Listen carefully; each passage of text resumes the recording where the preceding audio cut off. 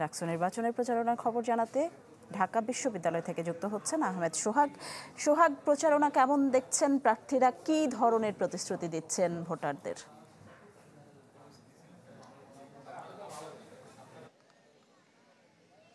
নিশি, আপনি যেমনটা বলছিলেন, চতুর্থ দিনের মতো ডাকসু নির্বাচনের প্রচারণা চলছে এবং প্রার্থীরা কিন্তু শিক্ষার্থীদের কাছে গিয়ে, বিশেষ করে ক্যাম্পাস যেহেতু আজকে খোলা, ক্লাস পরীক্ষা চলছে, সুতরাং আজকের দিনের প্রচারণায় তারা সারাদিনই আমরা দেখেছি যে ক্যাম্পাসে এসেছে। বিশেষ করে ডাকসুর এই মাঠটা এবং মধুর ক্যান্টিন যে জায়গাটা আছে, এখানে কলা ভবনে, কার্জন হলে, প্রায় প্রত্যেকটি জায়গায় যেখানে আজকে শিক্ষার্থীদের অংশগ্রহণ ছিল, প্রায় প্রত্যেকটি জায়গায় প্রার্থীরা গিয়েছেন এবং সেখানে গিয়ে তারা ভোটারদের কাছে তাদের যে ইশতেহার, তাদের যে প্রতিশ্রুতি, নির্বাচনে তারা যদি জয়ী হয়ে আসেন তাহলে তারা শিক্ষার্থীদের জন্য কি কি কাজ করবেন শিক্ষার্থী বান্ধব, এই বিষয়গুলো কিন্তু তারা শিক্ষার্থীদের কাছে উপস্থাপন করছেন। এছাড়াও তাদের যে ব্যালট নম্বরটা, সেই নম্বরটা তারা পরিচিত করার চেষ্টা করছেন, কারণ যেহেতু প্রায় 28টি পদ রয়েছে, এই পদের বিপরীতে প্রায় 4 শতাধিক শিক্ষার্থী এখানে নির্বাচন করছেন, প্রতিদ্বন্দ্বিতা করছেন। সুতরাং ব্যালট নাম্বার কার কত, এটা কিন্তু খুব গুরুত্বপূর্ণ একটি বিষয়। তারা ব্যালট নাম্বারটা চেনারও চেষ্টা করছেন।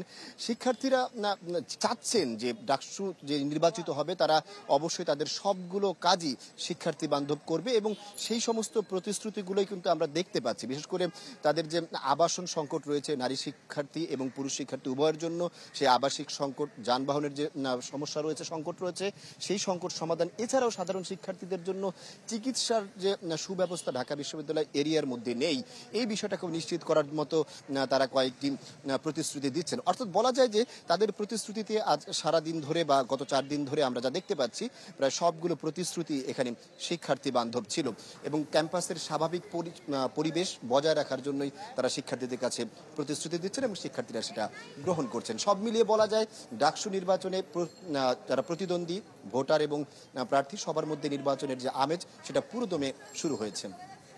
অনেক ধন্যবাদ আহমেদ সোহাগ। দর্শক, এই মুহূর্তে আমরা দেখতে পাচ্ছি আমাদের সাথে যুক্ত হয়েছেন শামীমা সুলতানা। শামীমা, আপনার কাছে জানতে চাইব নির্বাচনী প্রচারণা কেমন দেখছেন এবং ভোটারদের ভাবনা কি নির্বাচন ঘিরে?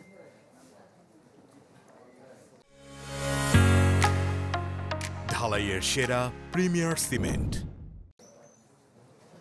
ভোটাররা কিন্তু একটি সুষ্ঠু নির্বাচন চাচ্ছে এবং অবাধ নির্বাচন চাচ্ছে। একই সঙ্গে হচ্ছে গিয়ে শান্তিপূর্ণভাবে যেন নির্বাচনটা হয়, সেটাই কিন্তু ভোটারদের চাওয়া। আর সকাল থেকে আপনি জানেন যে একজন প্রার্থীকে নিয়ে হাইকোর্টে একটা রিট করা হয়েছে, সেটি নিয়ে কিন্তু অন্যান্য প্রার্থীরা যেটি বলেছেন যে শেষ মুহূর্তে এসে এরকম একটি এই ধরনের একটি ঘটনা, সেটা এক ধরনের নির্বাচন বানচালের ষড়যন্ত্র হতে পারে।